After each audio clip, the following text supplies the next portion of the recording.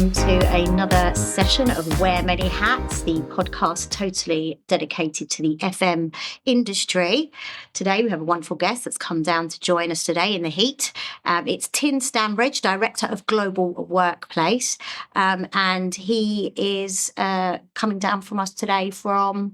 I think I would say coming up. I'm coming up from Kent today. Coming up from Kent? Yeah. Thank you. So I come from Kent too. I'm Bromley. Are you? I'm Maidstone. Okay, a little bit further out. Yeah, a little bit further out. Yeah, and it's warm today, isn't it? We're just saying it's very muggy. It's incredibly humid. It is indeed. So thank you for coming to see us today. No, thank you for the opportunity to speak and have a good conversation with you around facility management, or what I now class as workplace management. Workplace management. An element of what you do.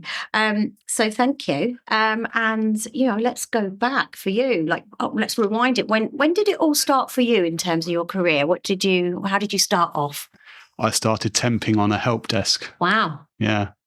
I moved down to London after university, and a friend of mine was working at a company, and he said, I'm working here. There's a temporary opening on the help desk. And I said, what's a help desk? And he said, I don't know. And I said, all right, well, I need a job. So that's how I started. And I suppose haven't looked back. But, I think it drops you in at the deep end of the operational issues that face us as an industry. And it was incredibly interesting for me. So it was meant to be, it sounds like. Quite probably, yeah. I'm not a big fatalist, but yeah, you could say that it was a consequence of a number of different things that led me into that path. Yeah, we were just before we went live, you were saying that it's an industry that's not as well recognised, or what you were saying about earlier. Do you feel like back then is it changed a lot for you? I think every role is different and every company approaches it in a different way. I think we're becoming more strategic in what we do.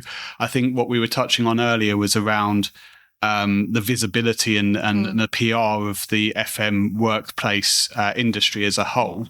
And for me, that's where we're lacking. So if you'd asked me, as I just said, I asked what a help desk was. Yeah. And I think that's indicative of the challenge that we face in trying to make sure our industry is understood. Which is why, for me, as we were just touching on, we have to be more visible and we have to be better in demonstrating our value proposition to the businesses that we work for, particularly in a corporate environment such as mine, where we're primarily focused around workplace management. Yeah.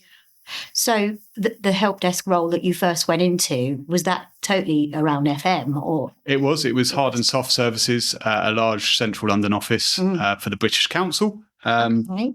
And I loved it, to be honest. It presented a new challenge every single day. It was always about problem solving, which is something that I'm very interested in. It's what drives me even now.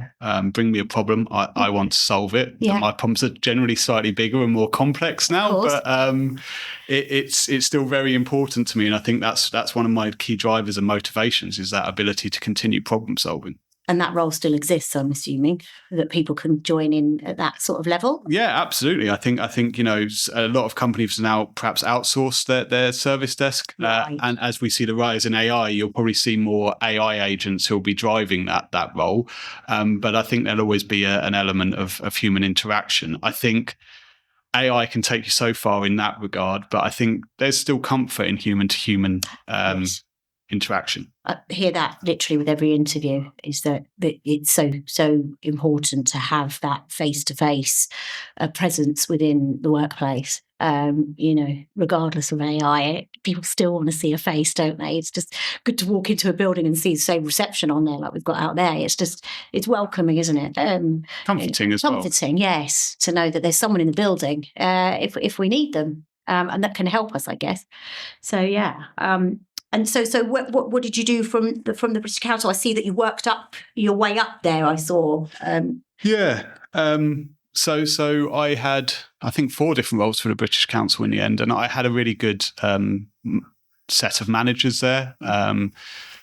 Theresa Mitchell was my first manager. Then I had Steve Ellis, and then Angela Gibbons, and they all provided me or encouraged me to pursue interests in the industry. Mm-hmm. I was given at times probably too much free rein, but that allowed me to grow as an individual. I was encouraged to take on line management responsibilities, and I was encouraged to go down rabbit holes in different areas of interest and the delivery of different software systems. So that really helped me to start underpinning my key understanding of the soft services within the industry. Right. And I was also given responsibility of sort of looking at the hard services. So I had a good overview of how everything operated within that key London building.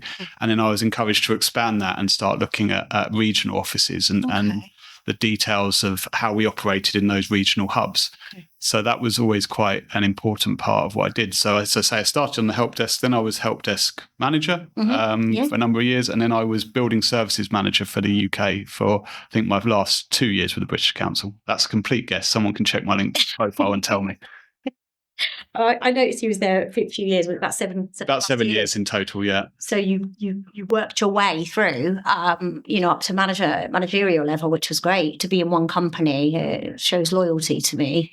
Loyalty. I had a good working environment. I had a lot of good working relationships. I'm still in touch with a number of people from those roles, and as I say, if you're given opportunities to grow and improve yourself, there's no need to go to look elsewhere. Exactly. It keeps you motivated and keeps you interested in what you're delivering. And I guess that helps you to be a manager as well, learning from who you've learned from. Yeah, well, absolutely. You learn different styles and you learn different techniques in terms of how people have approached problems with you.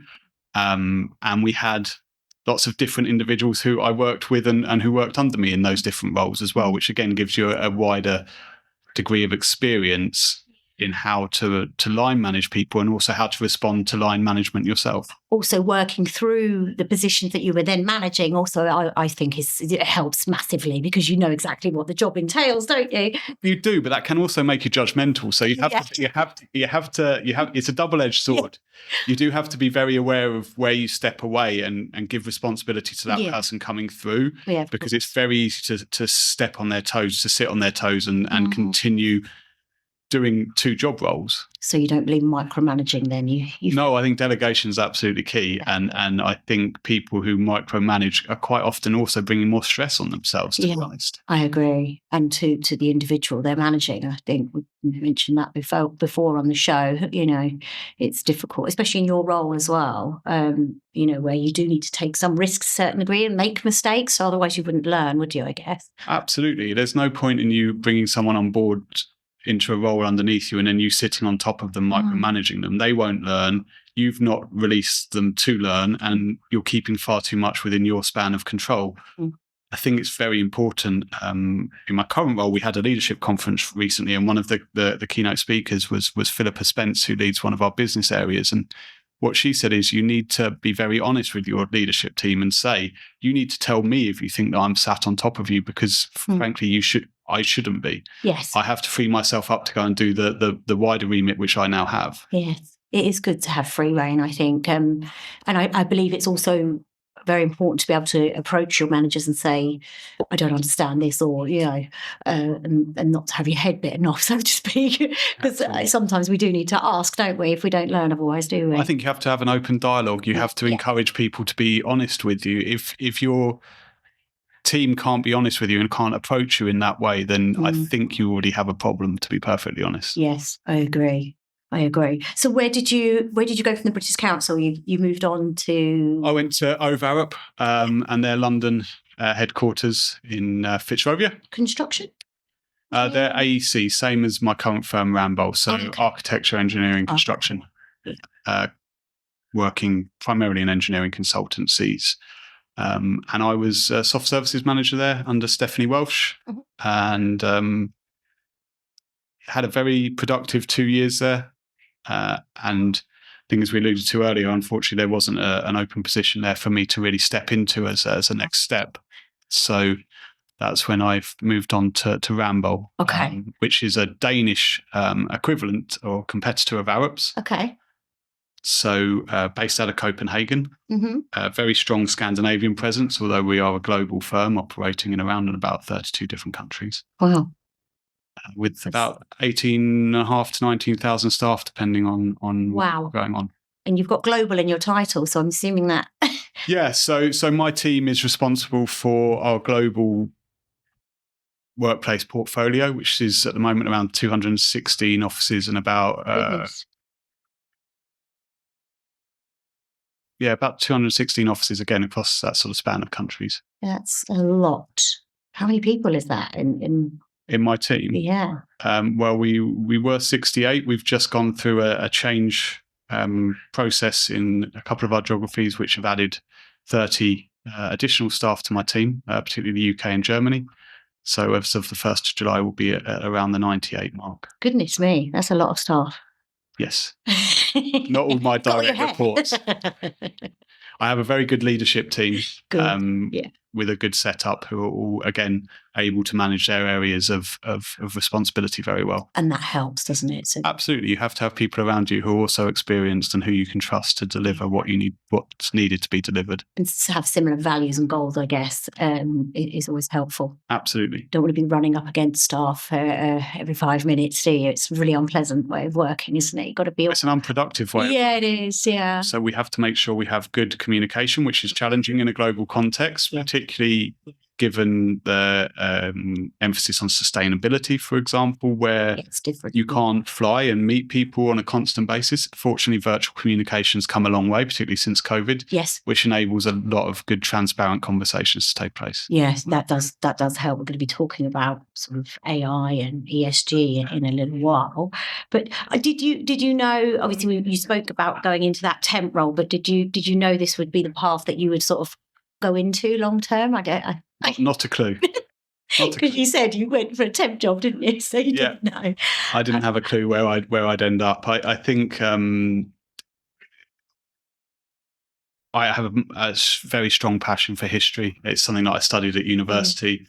If you'd asked me when I was 18, 17, I probably would have said something related to history. Mm-hmm. Yeah. And actually, now, if you were to ask me, I'd say one of the most important things is we look forward, not backwards. So I don't know, perhaps almost a 180-degry change in perception. Yeah. I suppose maybe some of the buildings that you deal with are historic, maybe, and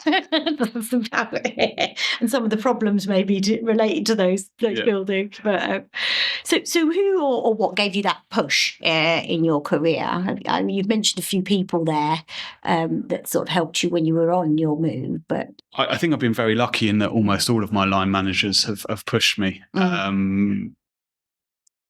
Teresa Mitchell was my first line manager. She first gave me the push. Yeah. And gave me line management responsibilities myself. Yeah. Steve Ellis, who was her boss, also pushed me to try and achieve more. Yeah. I think he was one of my bigger influences because I think actually he didn't think I could achieve what I have achieved. So I think sometimes you need that that balance. And unfortunately, Steve passed recently, which is a real shame. He was a really good guy and a big character, but he certainly gave me that push. And they couldn't have been more supportive when I then left the British Council and moved on to Arup. And I think that's where I met Stephanie Welsh, who's been a big factor in my development of a strategic viewpoint on facility management or workplace management, as I would suggest. You're still in touch with some. I'm still in touch with all of those people. And don't see that changing anytime soon. That's great. It's great that you can still, and they can see where you've sort of worked your way up as well. It must be. I mean, I like I said to you earlier, I was in recruitment, so I do see people over 25 years. I've seen people progress from positions that I may have put them in, I would say reception or something like that, and then they're now directors themselves. So it's great to see that progression in someone. So they must be very proud and where you've got to today, But yeah, that's good. I'm not, we're all very sarcastic and dry in the UK, aren't we? Most of the time they take the piss, but I'm sure. Proud. Yeah, exactly. I'm sure I can interpret that in that way. Like terms of endearment, isn't it? But that's brilliant. So let's have a chat about what you're doing now. I mean, I'm quite interested in this because Director of Global Workplace is a title I've not interviewed. So let's have a little chat. What does a day in your world actually look like today, Tim? What do you do? My day is effectively Teams meetings from a very early hour to a very late hour. But because it's global, isn't it? Yes. So I have direct reports in India that look east. We sort of stretch from San Francisco to Sydney. So we have offices right the way around the world. My direct reports are generally from New York State to Delhi, so still quite a reasonable span of time zones. Yeah, do you sleep or? I do try and keep a good work-life balance. I tend to try and approach it flexibly, but it does mean that a lot of time is spent in front of a screen, which I'm also very aware of. I think, as we touched on earlier, it's great that these online communication tools are available to us, but we do have to be conscious of how much time we perhaps spend on them or in front of them. Correct. Yeah, before it affects the day-to-day stuff, doesn't it? Exactly. I'm a big exponent of getting outside. I don't always follow my own advice, but I'm a big exponent. I like to hike. I like to fish. I like to get myself out. Yeah. But a day in my world, touching on Director of Global Workplace and why Global Workplace. So formerly my department was called Global FM and RE. Saw that, yeah. So recently we've done a pivot within our internal organisation. We've done a business change exercise, and we've looked at more global business areas, as we're calling them now. And as part of that, we've also looked at what our enabling functions were delivering and how they were delivering it, and whether that was aligned with the future perspective of what was to be delivered. And one of the key things for me, and something that I'm a big supporter of, is considering the workplace in a more holistic way. Yes. So you can talk about FM, and for me, part of FM is potentially workplace, and I can certainly see the overlaps. But for me, FM is part of workplace, because workplace takes a more holistic viewpoint that also takes in HR and IT aspects of what we deliver as a productive work environment. Ultimately, in my world, we're providing corporate office space for our business to be successful, productive, and happy. Yes. And therefore, we have to provide the best possible environment that we can for them to do that.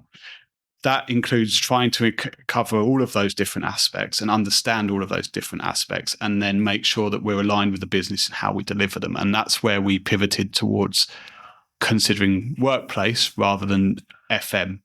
And I see that this could be a contentious topic within the industry, as people see different elements of it. From my perspective, and I think one of your previous guests has touched on this, I think the FM industry perhaps has a slight PR issue. If you say FM to someone in an office particularly, they'll think fix the toilets, fix the coffee machine, make sure the lights are working. It's more than that. And we have to move on and make sure that people understand that our business value is actually more than that. We have to be able to show that what we're delivering empowers them to deliver on behalf of their clients. So whilst we may not be fee earning, at least in my context, we're empowering those people who are fee earning to be as productive and as happy as they can be in their workplace. And it's very important.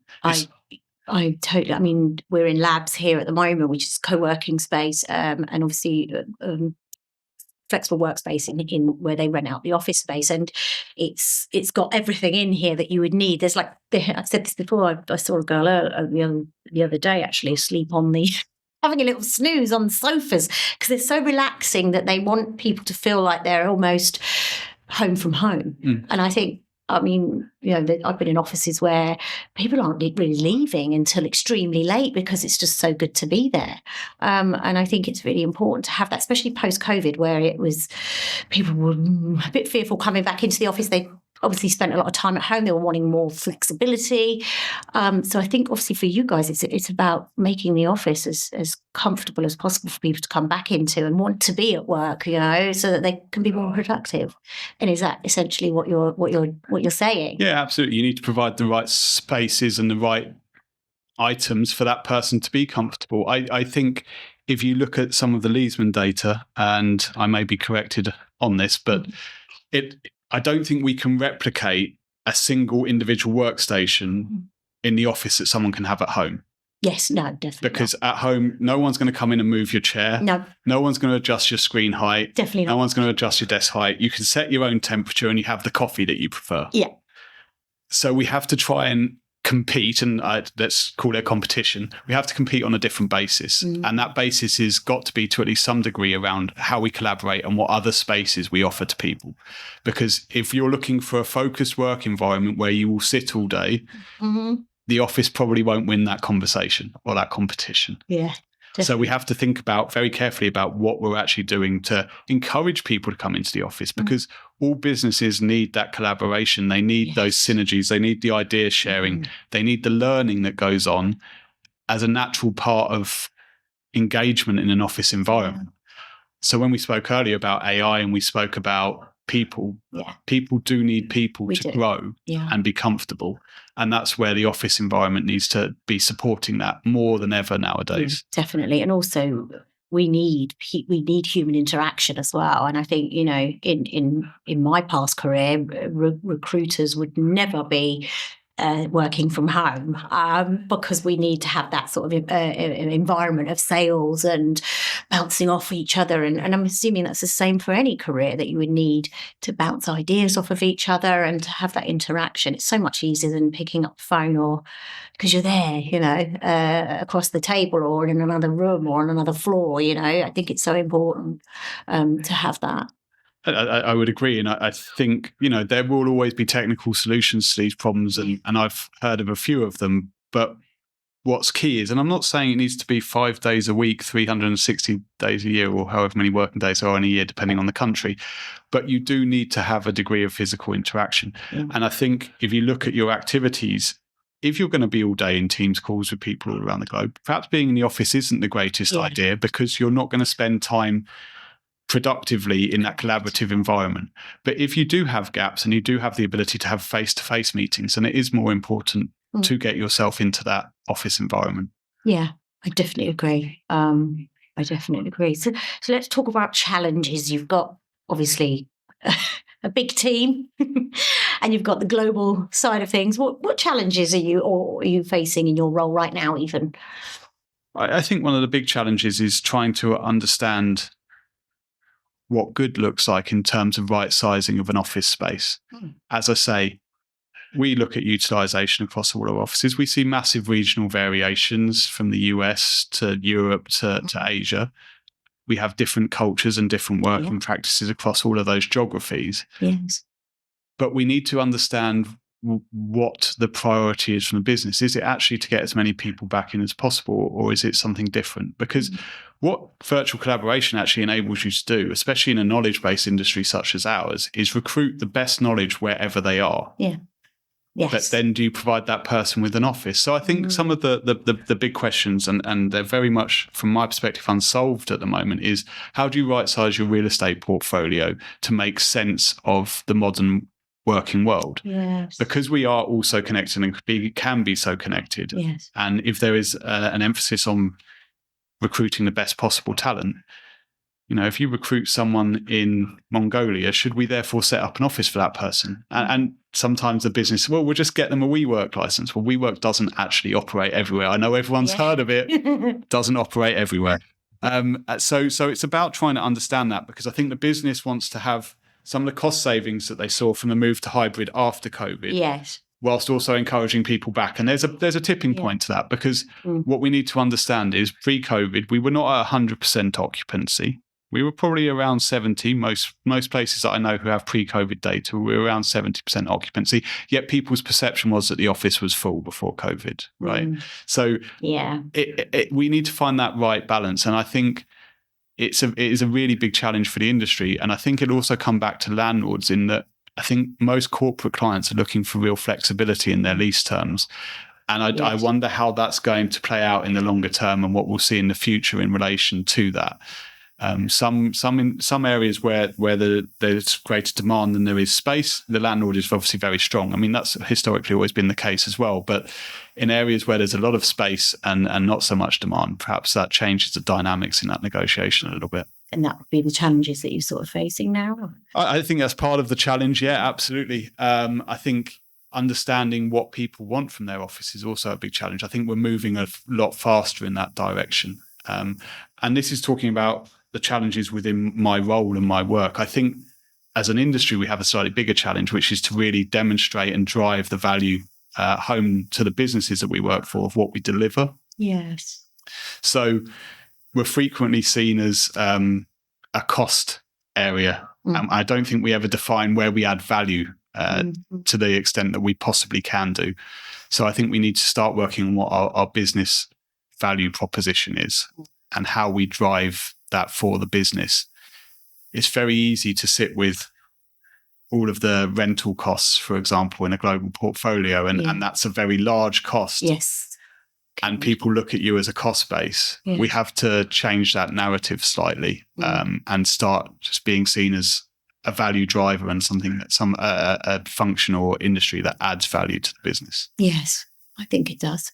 I think it does. I'm not sure we've got that message out there fully yet. Hopefully today we can do that, start working towards that, Well, as I mentioned to you before we started talking, I'm also vice chair of the Strategic Leaders Forum for IWFM. Yes. And that's part of the discussions that we do have, is how to promote our industry and how do we make sure that we have the right visibility and the right engagement in the right topics at the right levels. Yes. Not just within a business context, but within a wider context, in terms of international standards, in terms of governance of our industry. And is that membership, people can join? Obviously, I know about it, but... So IWFM is the Institute of Workplace Management and Facility Institute of Workplace and Facility Management, which replaced the previous British Institute for Facility Management, or BIFM. Yeah. I've been a member for many years now, more than I can count, and I've only in the last year become vice chair of the Strategic Leaders Forum. Okay. If you're not familiar with IWFM, it's a professional body for people within the workplace facility management industry. Mm-hmm. And there are different grades to that membership based on your experience and your capabilities. And in the Strategic Leaders Forum, our intention is to try and make sure that we attract and grow the more senior members of our industry into the professional body, and make sure that people are representing us externally as well. So, for example, we also interact with IFMA, which is the International Facility Management, I want to say agency, but I can't remember. Association, sorry. There we go. And EuroFM and a number of other international bodies who are comparable. And I work with Stephanie Welsh, who's chair of the Strategic Leaders Forum, but also Sean Gibbons, who's also working to make sure that Global FM is aligned with its different member organisations. So again, taking this back to a global context and trying to make sure that not just within the UK, but globally, we're really promoting what the industry drives and delivers. Yes, I agree. It's such a good way of getting the word out there, and coming into the industry. Would that be something that people should join, do you think? Or? I think people should, and this is again a conversation that we've had as part of the Strategic Leaders Forum, is that especially people doing facility management degrees or workplace degrees at the various universities that offer it should be entering into IWFM as soon as they graduate, and we need to make sure that information is available to them as well. Excellent, yes. But it's also about growing that senior level who are perhaps already enrolled, but perhaps not fully aware of what the organisation offers to them. That's it. So they need to get on that website and have a little look. At least have a little look. Yeah. I would say, and feel free to reach out to me, I would say that the IWFM also has a number of different networks, from sustainability to technology to networks that you can join within IWFM to reflect the different areas of interest across the industry. Yeah. Okay. So IWFM is definitely a place to go to get in and get involved. And do feel free to reach out to Tim about that if you have any questions. So where do you think the industry is heading? I think we've sort of spoke about Ramboll and what you guys are doing there, but what about the FM industry as a whole? I mean, ESG we mentioned. Yeah, I think there's a number of different aspects on the horizon. I think we'll maybe come on to AI and ESG. I think it's a very exciting time in the industry, because I think we're getting to define more interesting spaces, and there's a greater emphasis on the design of those spaces than perhaps there has been previously. Yeah. I think where we're moving towards is perhaps better workspaces, which can only reflect positively on us, but it only reflects positively on us if we're engaged and proactive in delivering them. Yeah. So we need to be on our toes. Yeah. We need to be looking at data sets. I think one of the things that I constantly come across is lots of people in this industry who have access to large volumes of data, but actually interpreting it is quite challenging. Delivering it as KPIs can be difficult. But that's where we need to start moving towards, so that we're making data-driven decisions, so that we're delivering the right workplaces, the right spaces to those people who are coming in and need to collaborate or work in an office environment. So that covers sort of AI and tech, doesn't it, really? I mean, yeah, there was a few years ago that someone said the office is dead. The office won't die. A traditional office may die, but the office won't die. It will evolve as everything does over time. Yeah. So, and it is. I think it's already started. I'm very excited to see where it goes and what the end point is. And there's a number of key things that will feed into that, such as sustainability. Yes. Hopefully doing more for the environment as well.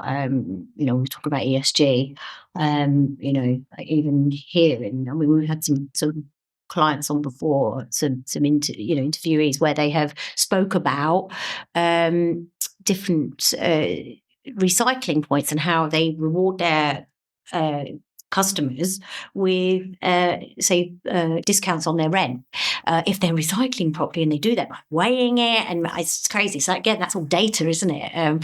But it's trying to encourage people to get involved and do more for the environment. Are you guys sort of covering that in your? Yeah. So I have 3 different departments under me. I have a global project management office. I have a workplace service delivery arm with regional heads for each of our regions. And then I have a future workplace department headed up by Joni in Finland. And part of that arm is operational sustainability. So what are we delivering in terms of sustainability for our offices? So what initiatives are we undertaking? What initiatives are our landlords undertaking? Yes. What are we looking for in building criteria when we're searching for a new office in terms of sustainability? Are we looking at different BREEAM, LEED certificates, or are we looking for something more comprehensive and wider ranging? And I think that's an increasingly important element for all companies. Yeah. And yeah, definitely. I think seeing common financial incentives in that way from landlords is a very positive step. Yeah, it's great, isn't it? I'd not heard of that before. I think it's a terrific way of getting people engaged. Because I think gone are the days where you just launched everything into a bin. It's now having to be separated. Hopefully, at say kitchen or bathroom places, where we're in a lot, we're getting rid of a lot of rubbish, is that people are now recycling and more aware of it. Even on the streets now, we've got bins that are, dedicated. So we are working towards that, I think. But companies have got to do it too, to keep it moving, keep it flowing, Well, I think the landlords have got to do it too, because the amount of buildings I've managed in a tenanted space in a building where you've got separate recycling bins and then it goes down to the basement and you're lucky if it's going in 2 or 3 different streams and you've separated it into 6 is something that needs to improve. And I'm not specifically talking about the UK, that can be in a number of different areas. So, see, we were talking about workplace management and FM and strategy, and we've come straight back down to talking about rubbish and getting it out of a building. But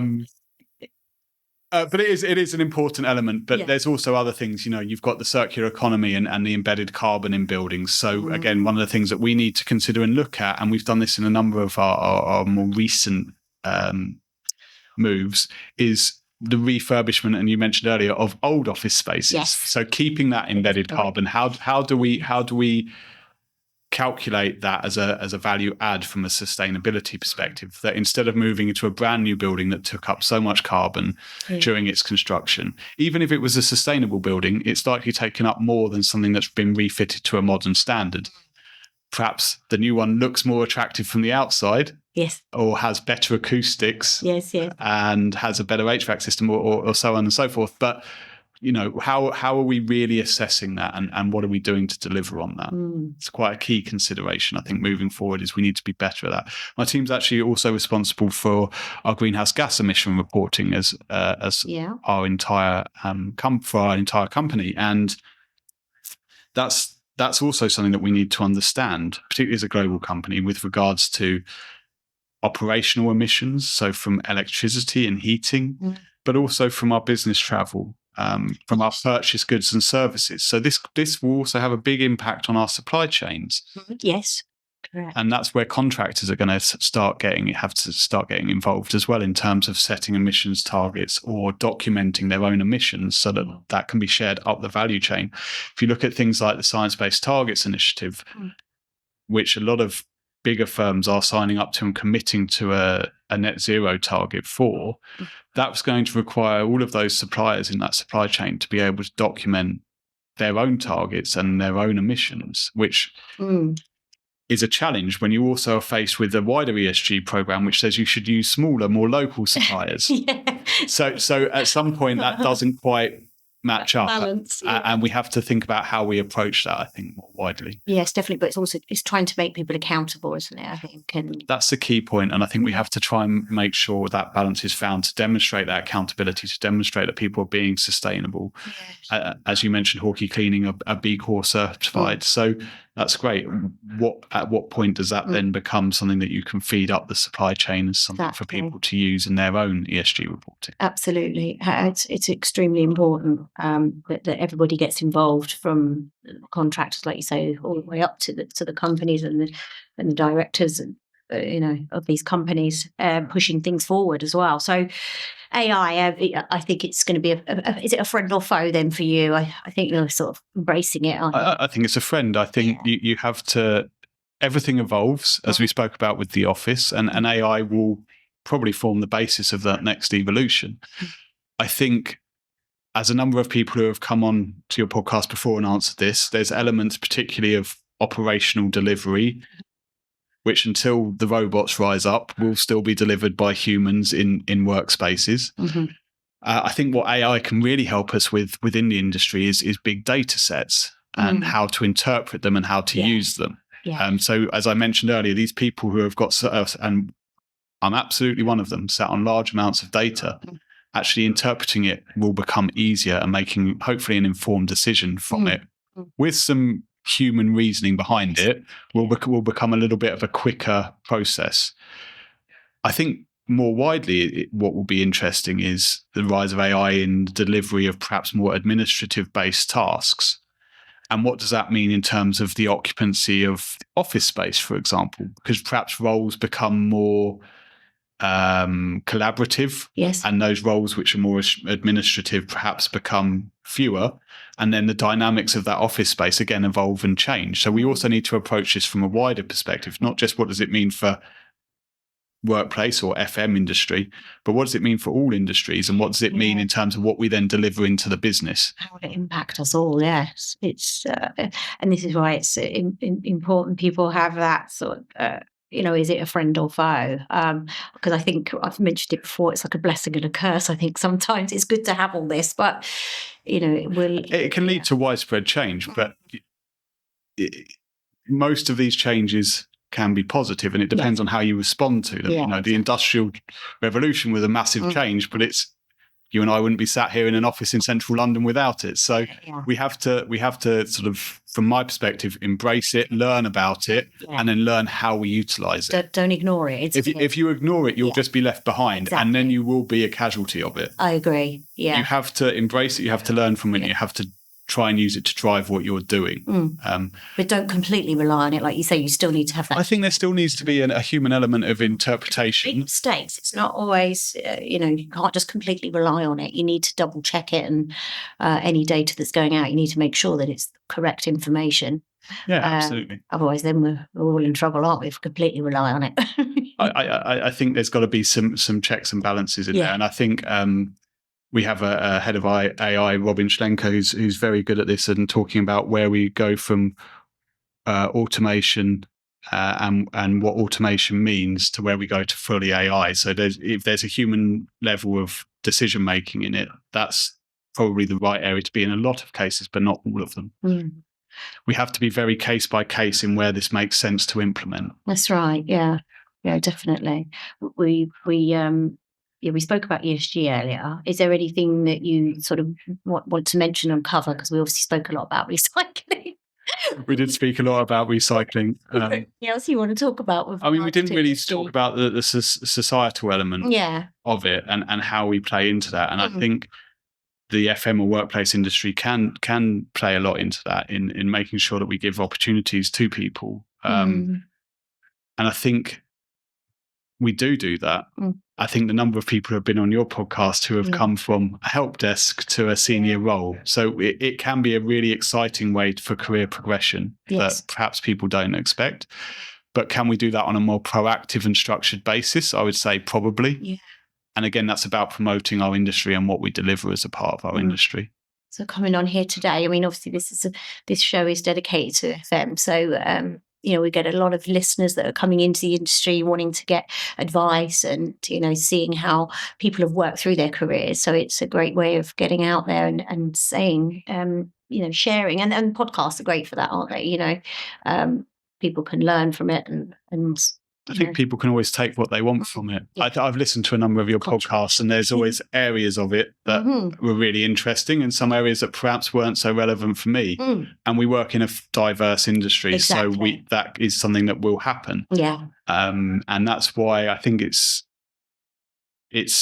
really important, as I said to you before we came on, to do these sorts of things, to share our perspectives on the industry and really try and share our stories. Talk about it more and get it out there. Get it out there for the audience that are coming into the industry as well, or thinking about it, or are in it and maybe wanting to change, and because maybe it's not for them. Maybe they need to listen and look into other areas, because it is, as it's called, wear many hats. There's lots of elements to FM, isn't there, that someone can go into, So, and I think you were talking about that earlier, weren't you? Needing to talk about it more and get the word out more. The word out, absolutely. But I also think, and I did touch on this with you earlier, is about the maturity of the industry. And I think part of that is the specialised elements. And as I mentioned to you earlier, I've tried to define 3 different areas underneath me as part of my global function to make sure that we're really specialising in our different areas. Yeah. I think for businesses to take us seriously, particularly as I am in the AEC industry, you have to have experts, because otherwise people will challenge you a little bit more readily on what you're delivering and your value proposition. Whereas if you do specialize, if you have people who wear one hat in certain situations, I think that can really add value and really lend weight to your conversations with the business. Yes. Okay. So we're wearing one hat. I think at certain areas you'll still be wearing many. My regional heads will still be wearing many, but I think, for example, in project management, in data, that they need to be specialists, because so you can have a generalist who's maybe facing the business, but they need to be empowered and advised by people who are specialists in their areas. Really know what they're talking about. Yes, yeah. You can do those deep dives. Yes. Okay. Yeah. It's a good way of looking at it. So what's something, so looking back, what project are you particularly proud of today? Or, it could be something you're working on now or something in the past. I mean, covered a lot, I would have thought, over your years. I've covered quite a lot. And I as I said to you earlier, I studied history, but now I like to look forward. I don't really like so much to look backwards. I think your first big project would always be incredibly key to you, because that's where you probably made the most mistakes, did the most things wrong, and learned the most. Yeah. And for me, that's certainly the case. I look back on it and sometimes I cringe. So, is that the one I'm most proud of? Yeah. I think maybe, because I hit a deadline and I hit my budget. Was it chaotic? Sure. Yeah. Did I follow the nice Prince 2 structure that I'd been aiming to work to? No, not quite. So yeah, I think I'd rather look forward. I've done a large number of much larger projects in STEM, including some global rollouts, including some global change programs. But I think my proudest moment was still completing that first one and realizing how empowering that was. That's lovely. Yes. I think I sometimes look back in my career and think of my prouder moments. They were quite a while ago. Maybe it just becomes a part of you, doesn't it? So I think, it becomes less, perhaps less not so memorable to you when you repeat it. That's exactly it. So it'd be the earlier ones where you really learn. Yeah. So what's something you wish you knew when you were just starting out? And this is obviously for the listeners, for the younger ones coming into the industry. I wish I'd known how important data would be in my day-to-day life. I was never very strong at maths. I'll be perfectly honest. Give me the humanities, geography, history, politics, philosophy any day. Yeah. Give me numbers and I struggle. Yeah, same. Oh yeah. But learning to use Excel and learning to let the computer doing the bulk of the work. I've improved significantly in how I structure data and how I understand data, but that's been driven by necessity and a need to really understand it and make sure I'm making the right decisions. So I think if I was to give someone any advice starting out, you might think FM isn't just about the numbers, but when you're managing budgets, when you're looking at utilization, when you're looking at people within working environments, it's incredibly important. Love that. That's something that's not been shared, I don't think, not from my interviewees anyway. So that's very important. So if someone come to you tomorrow and said, I want to do what you do, what would you say to them? You're very brave. Just, you can be as witty as you like here. I'd be encouraging. I think it's a really valuable industry. As I say, I think we're not great at getting that value across. I think it gives you a challenge every single day. So if you like to be challenged and you like to be pushed, this is exactly the right sort of industry for you. If you like problem solving, this is the right industry for you.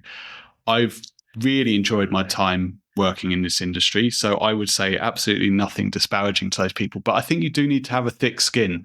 I think you will quite often be the person that people complain to or complain about. Yeah. I think you have to be able to take that rough with the smooth as you move through it.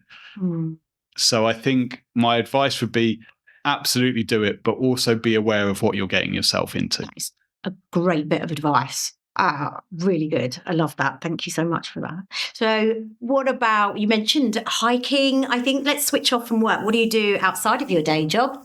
It's very important that you do something outside of work, not just work 24/7. It's too much. Oh, absolutely. I work about 23/7.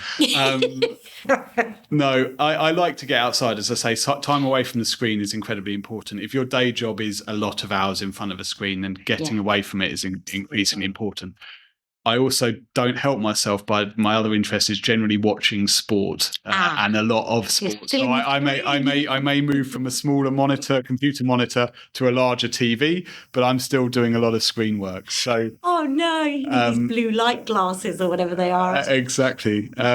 So I think those are sort of my key passions. I like to run. I like to hike. I like to fish. I like to get myself outside as and when I can. And that's switching off as well, isn't it? I think running for me is incredibly therapeutic, particularly at the end of the day. I use it as a processing time, particularly if you're working from home and you don't get that commute, which is perhaps where you would decompress from the day.